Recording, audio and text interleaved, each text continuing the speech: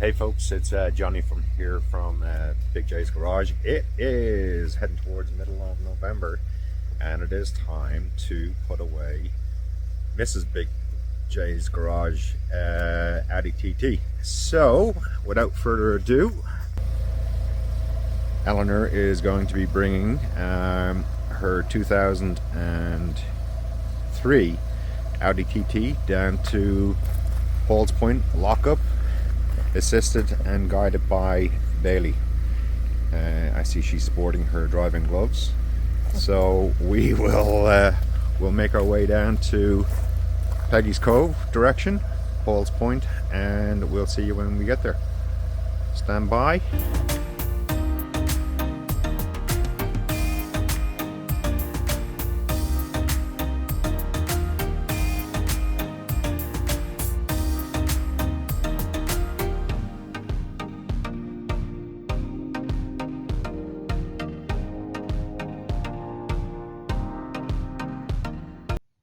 This is where we store the TT for the winter time.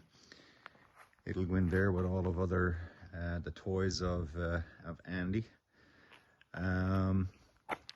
Yeah, you will potentially see some future footage of down here.